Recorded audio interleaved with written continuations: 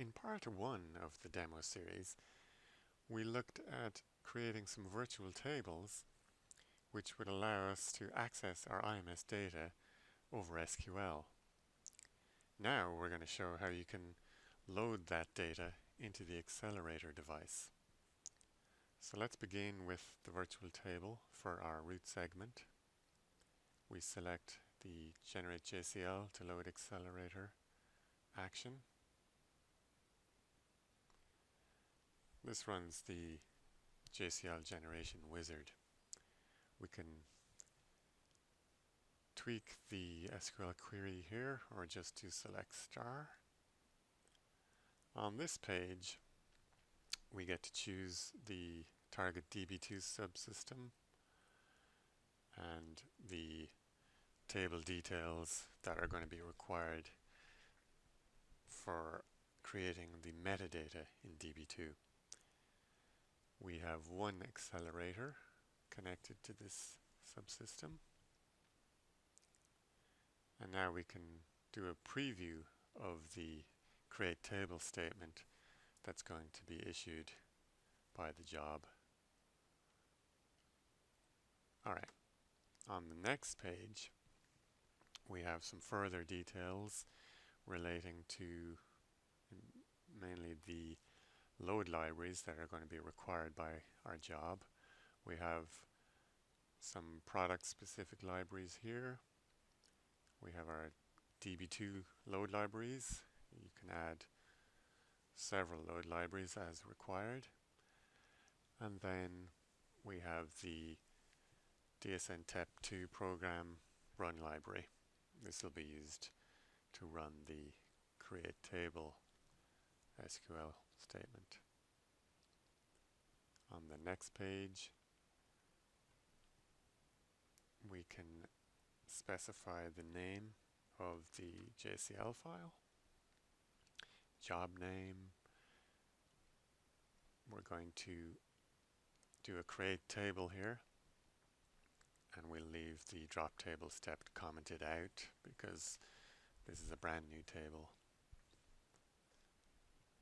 Okay, so we click generate, which is going to create the JCL here, which we can browse as we see the drop table, create table step, and then this is the load step, which is going to run the loader job.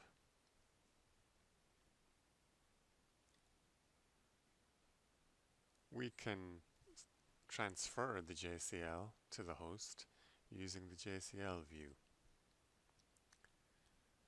Right now, submit is disabled, so if I click this button, we're going to just simply save the file to the host. If we want to submit the job, let's click this button here, and now submit is enabled, and we can go ahead and submit the job.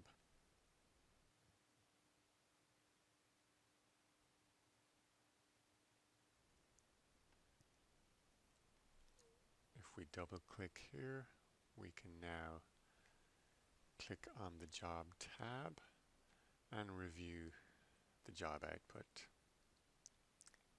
And if we go down to the bottom here, we get to the interesting part where we've loaded some data into the accelerator.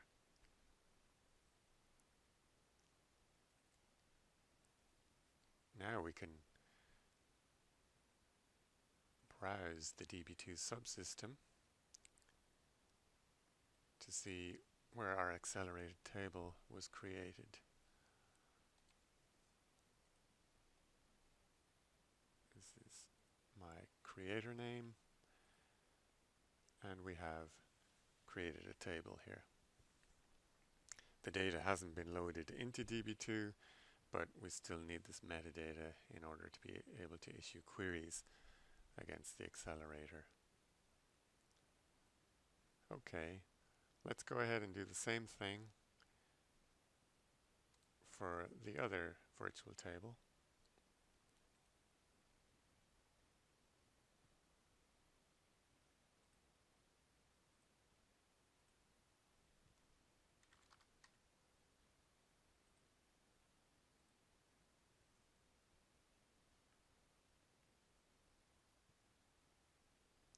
Okay, and let's submit this job.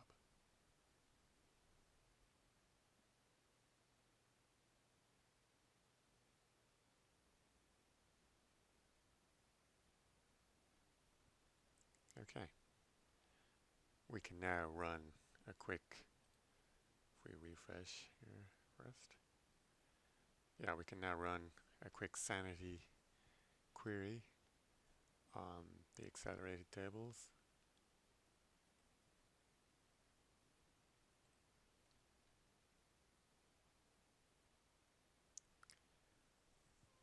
There is our row count limit here in the studio, so we're only going to show the first 1000 rows. You also will notice that we created a different connection to the server, as we are now going directly to this DB2 subsystem to run the query.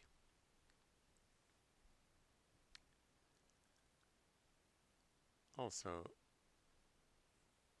by way of demonstration, I have some SQL over here. This is a very simple join across both of these accelerated tables. So we can go ahead and execute that.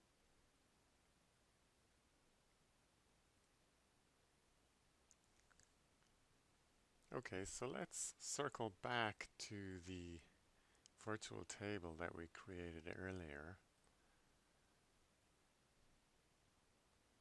We had chosen the DBCTL protocol. We can now switch that to use IMS Direct, which is this fast raw read. And we can just save that change.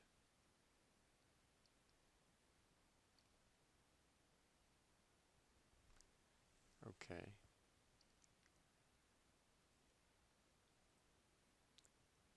Now if we go back,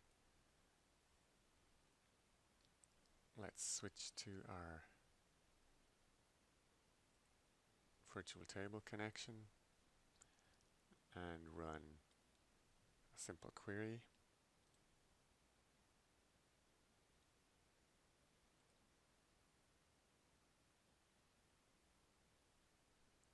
Now if we review the host,